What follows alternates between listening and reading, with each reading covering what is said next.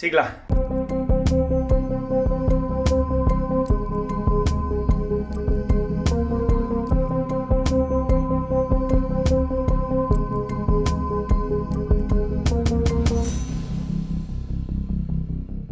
Uno dei fenomeni naturali più emozionanti ai quali da esseri umani ci è data la possibilità di assistere è certamente l'arcobaleno.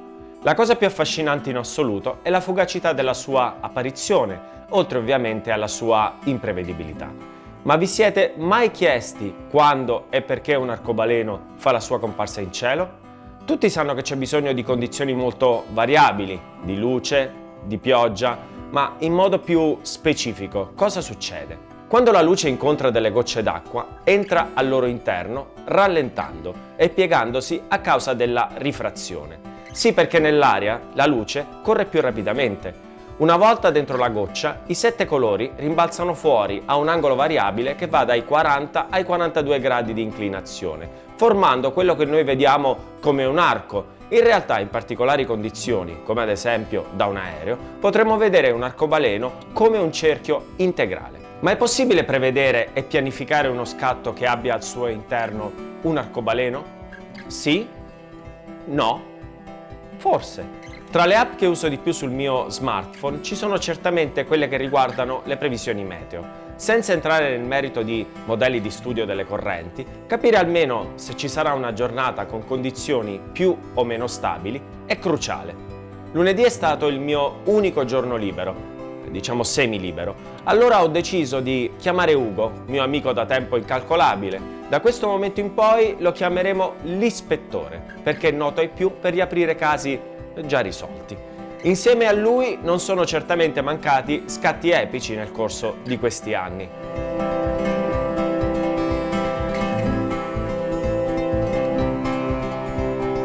Ho preso il telefono allora e senza fargli pesare troppo il fatto di non essersi prestato come modello negli ultimi tempi. Lo sai di chi è la colpa?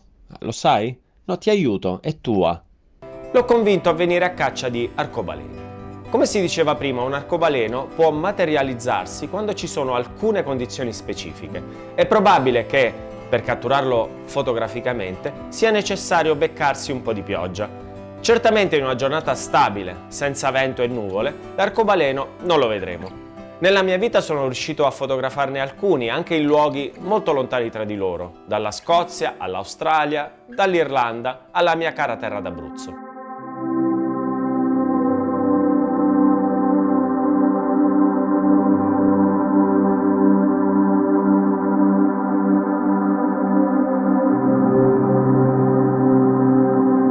In ognuna di queste foto, sì, mi ha piovuto in testa. E allora si parte per raggiungere un luogo a me caro, perché l'ho usato per alcune delle mie immagini preferite.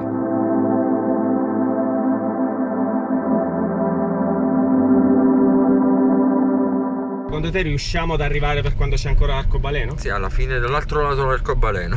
Ispettore, ma lo sai perché l'arcobaleno sta di qua e non di là? Ispettore, è una domanda. Attenzione. Perché l'arcobaleno sta di qua e non di là? Perché noi dobbiamo essere in una posizione intermedia tra il Sole e l'arcobaleno. Se il Sole, come succede qui, sta tramontando a ovest dietro le montagne, l'arcobaleno può materializzarsi con maggiore probabilità a est, sul mare, all'opposto di quello che potrebbe succedere al mattino. E in generale è molto più probabile, vista la natura del fenomeno, che questo capiti quando il Sole è basso sull'orizzonte. Sono le 18:15 circa, manca mezz'ora al tramonto e le condizioni ci sono tutte. Ispettore, salve, vuoi ricordare al pubblico qui presente che c'è un arcobaleno? C'è un arcobaleno? Stiamo arrivando. Ma ispettore, mi ricordi come ci siamo conosciuti? Con l'album degli Extreme. Pornograffiti. Non dire... No, dai, una cosa volgari, no, dai. No. Comunque l'arcobaleno c'è ancora, volevo farlo vedere a tutti, la passerella è lì, probabile che ti bagnerai, lo sai? Yes. Quante volte ti sei bagnato durante delle foto che ti ho fatto? Sono andato bagnato. Ah, ok, perfetto.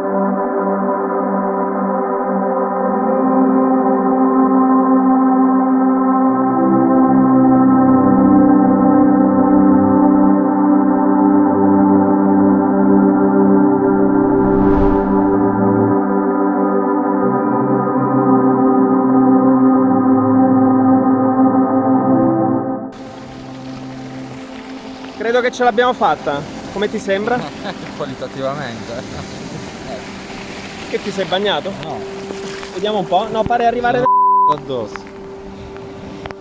Arriverà altra acqua secondo te? Sì, pare di sì. Ma qui ne arriva altra? Sì, mi pare piovere. Potremmo andare, che dici? Dai. Ovviamente non poteva che andare così, è un classico. Mi hanno sempre detto che i soldi stanno nei posti scomodi, ma anche le belle foto, aggiungerei. Secondo te la morale della favola qual è? Cazzo, fa il video. Insomma, la morale della favola qual è?